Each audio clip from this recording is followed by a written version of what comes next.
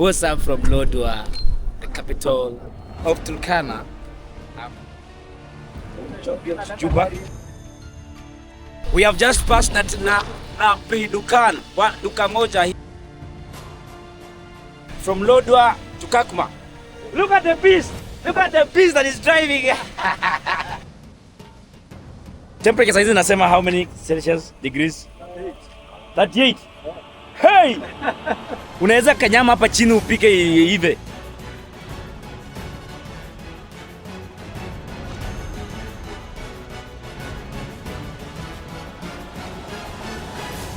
Amazing drive.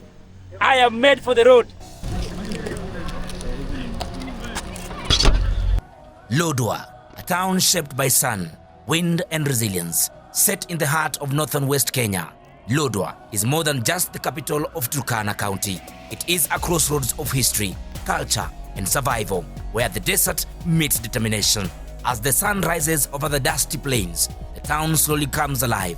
Motorbikes hum through quiet streets, vendors arrange their goods, and the Turkana people begin another day under the wide, endless sky. This is a land often described as harsh, but to the people of Lodwar, it is home. Here, the climate is unforgiving, hot, dry and relentless. Rain is rare, and when it comes, it is celebrated.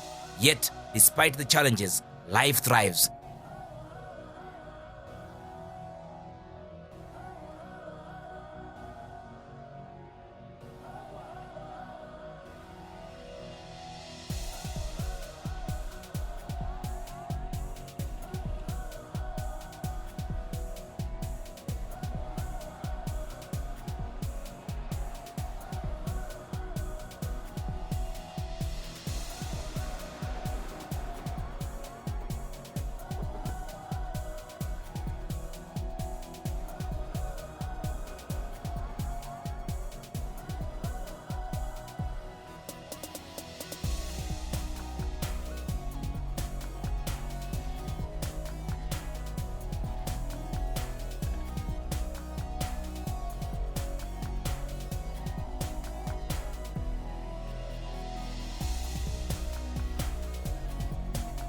The Turkana people have mastered resilience, adapting to the land for generations through pastoralism, trade, and deep communal bonds.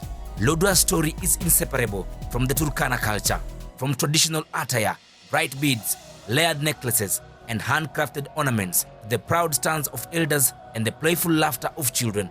Culture here is not performed, it is lived. Walk through the town and you will feel it. In the open-air markets where traders sell livestock, grains, and handmade crafts, in the sound of local languages blending with Swahili and English, in the rhythm of daily life that moves at its own pace, unrushed, grounded, real. But Lodwa is not just frozen in time. Over the years, the town has grown into a regional hub. Roads now connect more closely to the rest of Kenya. Schools, hospitals, and government offices stand as signs of progress. Lodwa Airport links this remote town to the outside world, opening doors for development, tourism, and investment.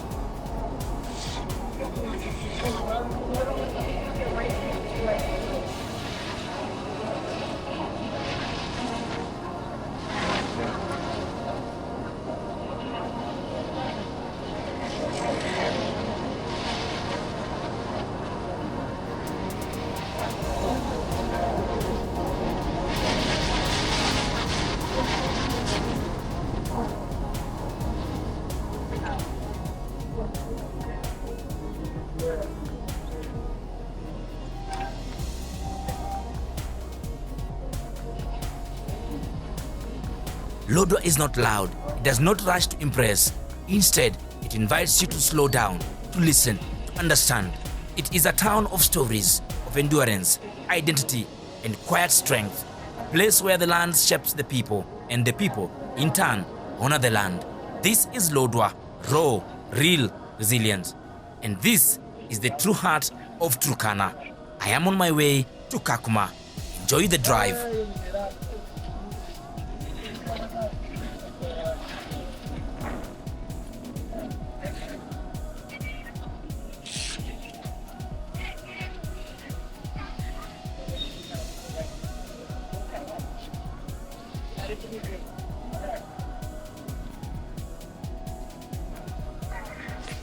What's up from Lodwa, the capital of Turkana. I'm the city center. I think the CBD is behind me. And this is Lodwa. It's extremely hot. You can see I've shown you the roads and how it looks like. Guys doing business, enjoying, having some good time. This is the main road from Lodwa, in Lodwa town. I think the CBD is the other side. Looking amazing. Look at the roads from that side. Let me turn the camera around for you to see. Look at the roads, the other side. Look at how the environment looks like. We're at the top there, the other side. Let me vlog for you. See, people are doing business. And it is a normal day on a Sunday. Hey, what's up, bro? Hey, hi. Kofiti? Koshawa? I'm doing great, bro. Very fine.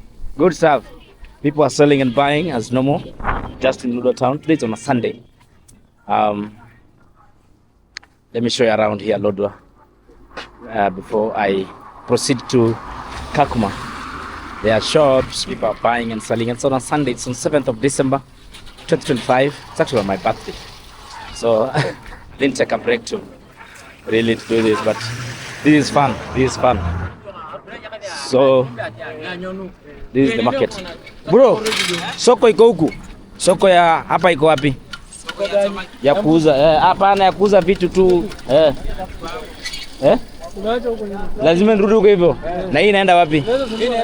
Inaenda Kailongo. Naweza zunguka hivi? Oh. Ya 50. 50. Ngoja kwanza nitembee kufika hapa. Kuna mtu ananingoja hapa mbele. So I think I'm just showing you briefly because I'm heading to Kakuma in a few minutes as they fuel the car. This strip here has people selling and buying, as you can see. So it's a normal day, but it's on a Sunday. But it's a very good place. Look at that. So warm, so amazing, very nice, very bright. The sun looks very nice. So that is Ludwa. So I head to Kakuma in a few minutes. The weather is extremely hot, but we are managing. The weather, and that's how it is, man. So the experience here has been amazing as I head to Kakuma. So I'll be able to show you how Kakuma looks like, how the environment here it looks like. People, they're amazing people, very welcoming, the Turkana people, and it's actually extremely fun. So the message is one: Africa is well connected. Roads are very nicely well done. And the message as we're selling it is Africa is in business, and the idea mystifying the fact that we are growing in 1 or 2.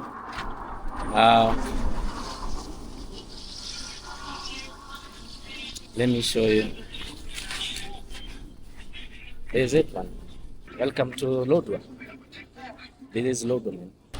One of the interesting facts here about Turkana is that women, behind me, there's a lady actually on a motorbike. Women actually ride motorbikes in a dress. Have you seen women driving motorbikes in Nairobi? But for us in Nairobi, they drive motorbikes and they're in trousers. In Kakuma here, they drive motorbikes on a dress, white dress. Look at that.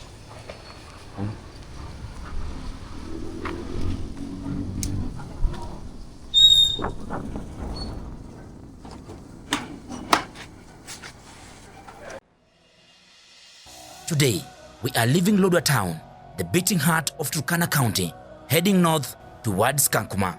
This isn't just a drive, it's a journey through history, resilience, and survival. As the engine hums and the road stretches ahead, you quickly realize this land doesn't shout, it whispers. And if you listen closely, it tells powerful stories. Turkana is vast, raw, unforgiving, and incredibly beautiful.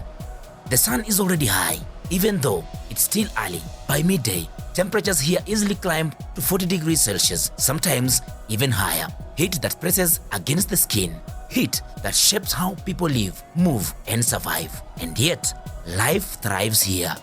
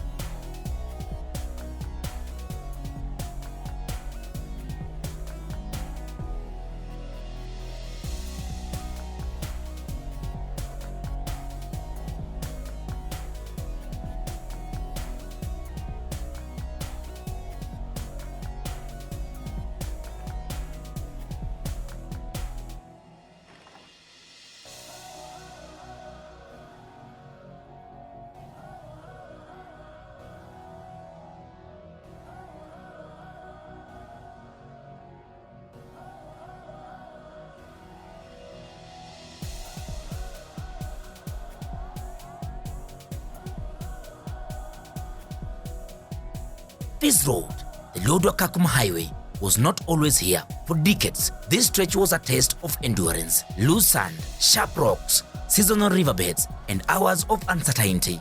Then came the transformation. The Lodwar and Kakuma Lokichogi Road was constructed as part of Kenya's push to open up the north and improve regional connectivity. It was completed in phases in the mid-2010s, funded through partnership between the Kenya government and international development partners including the World Bank. The total cost ran into billions of shillings, but its value goes far beyond money. This road changed lives. It shortened travel time.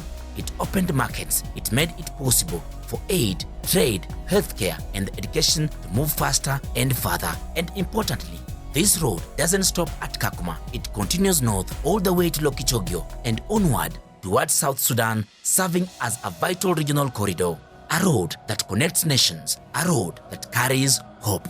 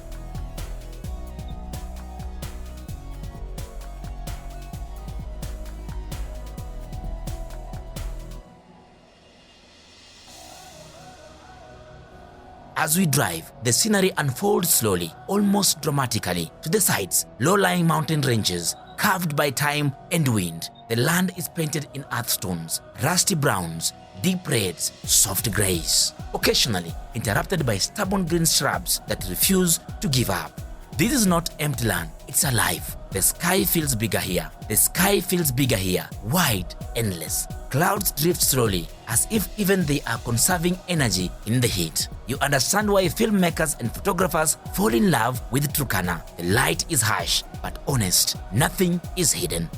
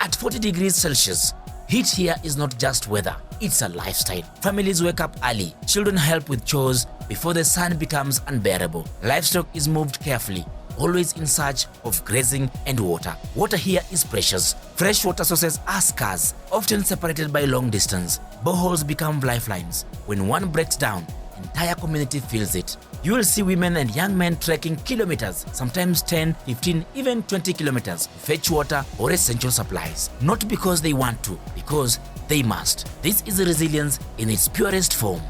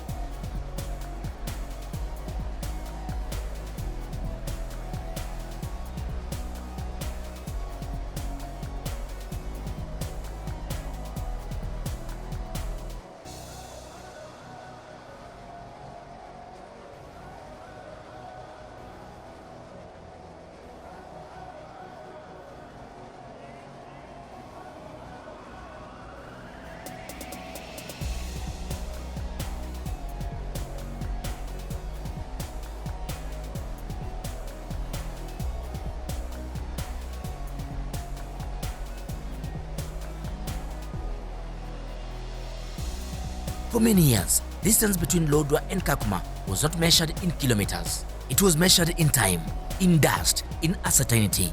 The road between these two towns existed, but only in name. Rough, seasonal, and unforgiving.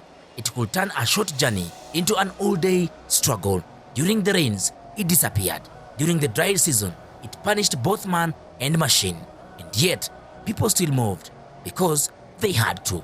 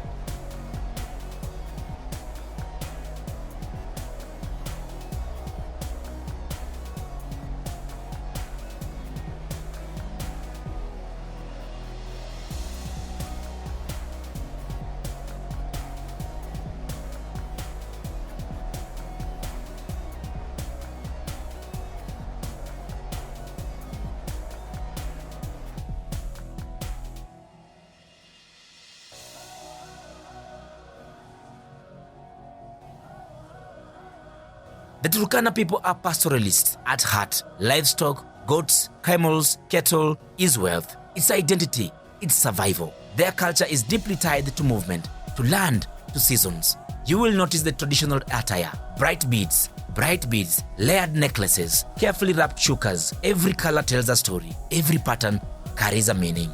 Community is everything here. In times of abundance, food is shared.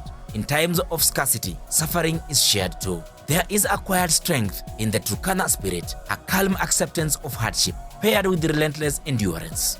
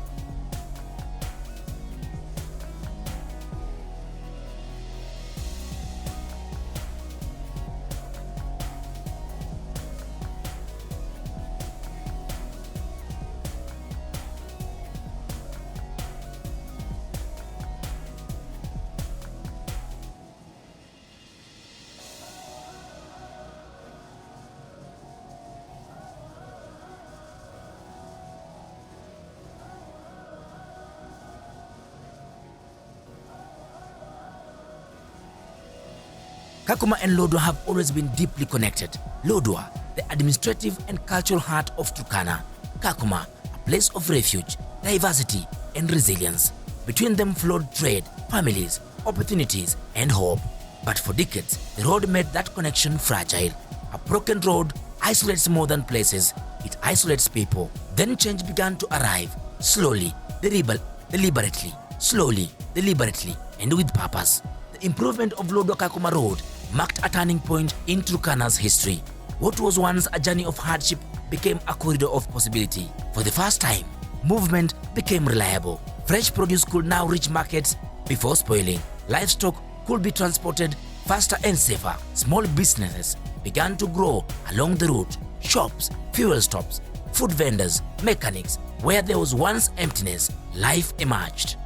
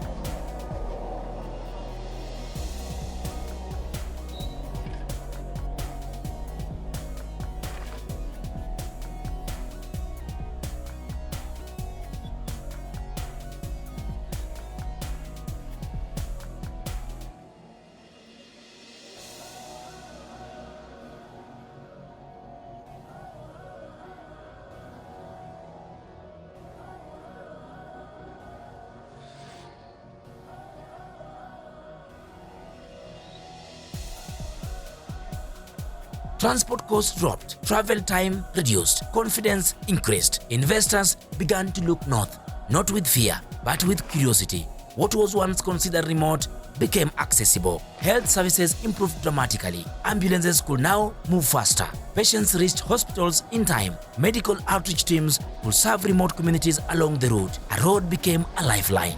Security also changed. Regular movement brought visibility. Visibility brought safety. Safety encouraged settlement and growth. Communities that once lived in isolation found themselves connected to markets, to services, to each other.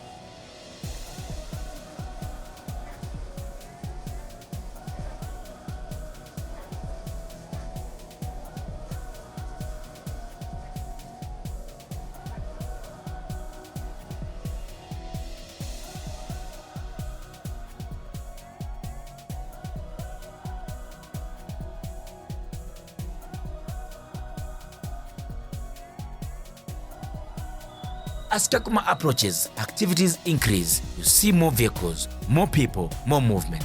Kakuma is known globally because of the Kakuma refugee camp, one of the largest in Africa, home to the people from South Sudan, Somalia, Ethiopia, Congo, and beyond. But Kakuma is more than a camp. It's a town, a hub of trade, culture, and diversity, a place where global stories intersect with local lives. This road made Kakuma accessible, and in doing so, it made connection possible.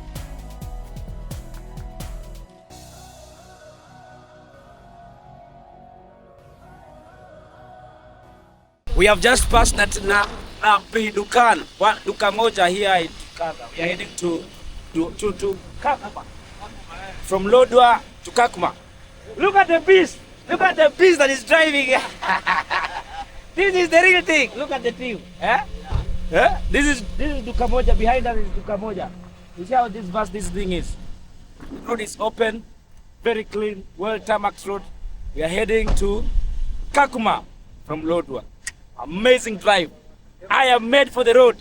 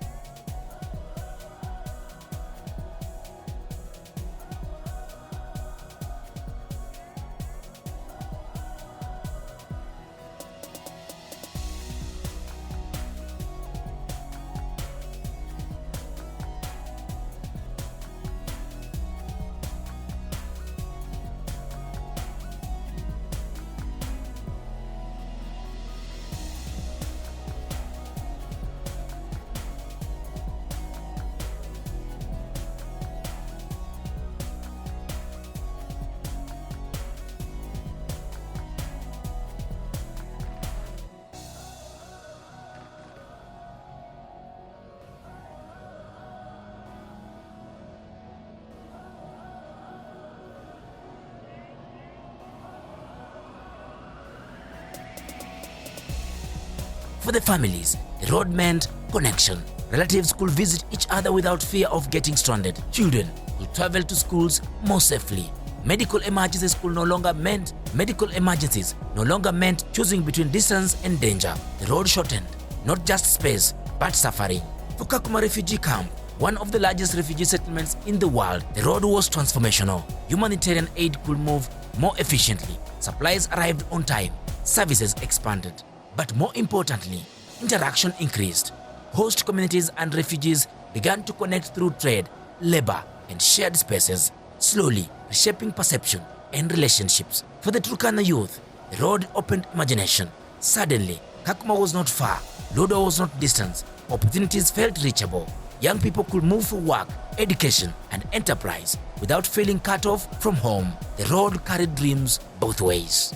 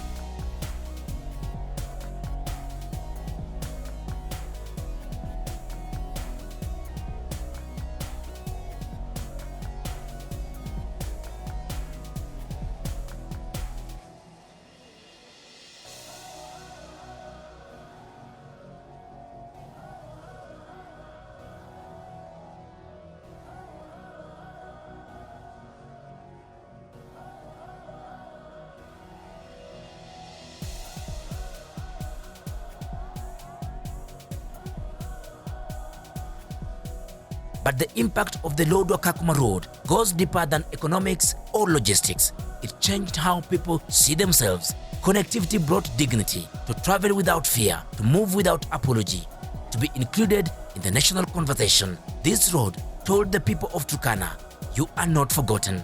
Today, as vehicles move steadily between Lodwar and Kakuma, the road hums with life. Buses, motorbikes, trucks, families, dreams. Each journey is a reminder of how infrastructure shapes identity. The Lodwar-Kakuma road is a proof that development is not abstract. It is felt in homes, in markets, in classrooms, in hospitals' wards. It is felt in the simple freedom to move.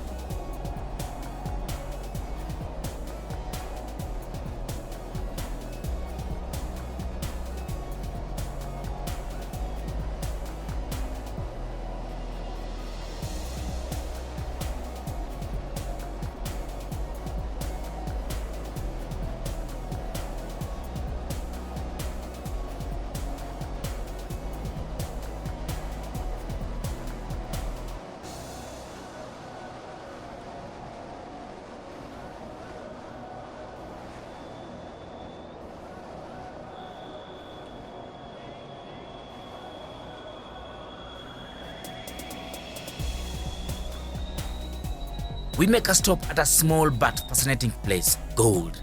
Yes, that's the name. Gold began as a trading stop, a resting point for travelers, truck drivers, and herders moving between Lodwa and Kakuma. Over time, word spread, small business popped up, kiosks, food stalls, repair shops.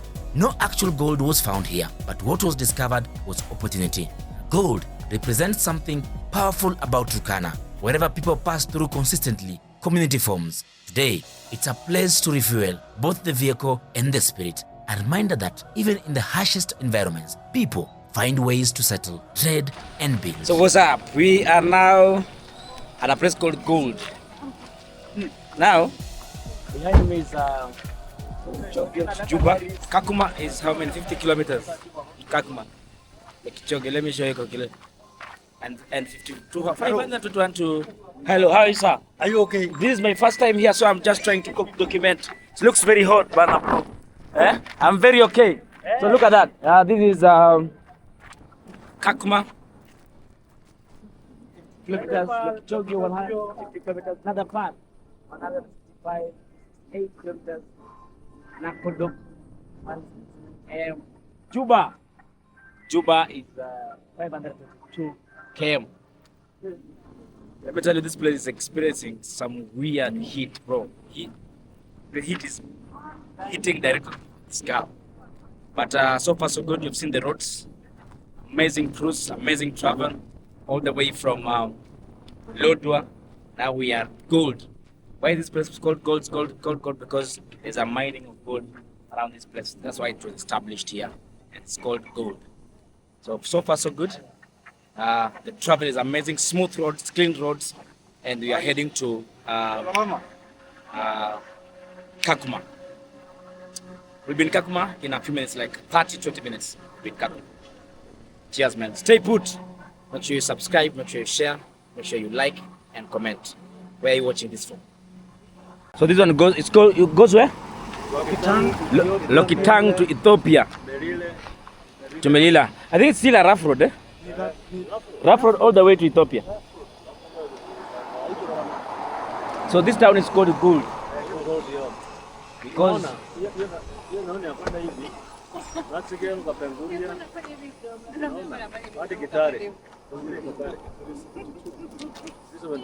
A1 to Kitale. You know you are having a batches, I can't record it. Now see the town. See my Kikosi there. That's my Kikosi. My Kikosi. We're doing very well, Bana. We are doing very well. We're doing very well. We are doing very well. But the temperature size is how many Celsius degrees? 38. Hey! Unaweza kanyama hapa chini upike ive. Hey! 38 degrees. Man, not minus, plus. It's very hot. So this is Turkana land.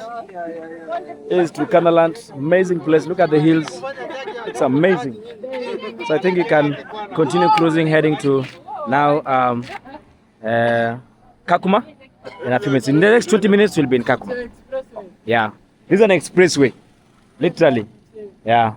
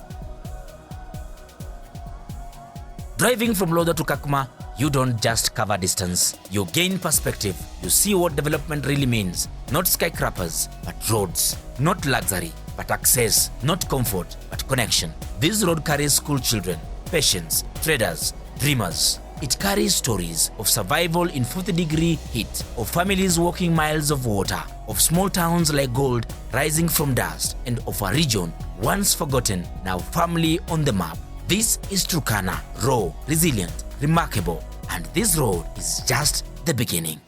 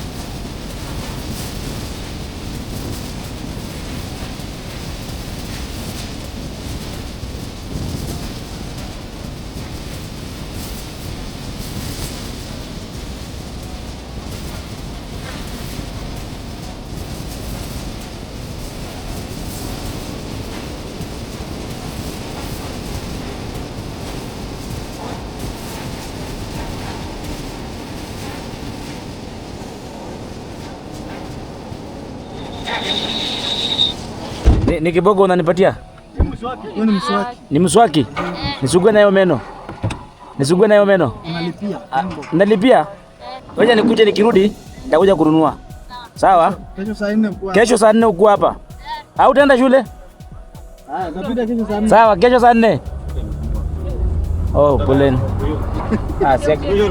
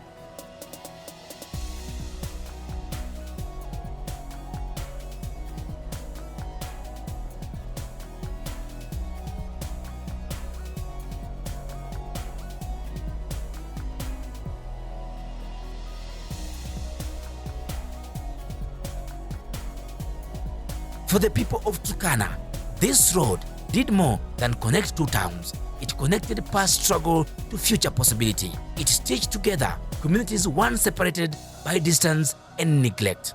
And in doing so, it became more than a road. It became a symbol of progress, of inclusion, and of hope moving forward. This is Turkana, raw, real, resilient, and this is the cradle of mankind.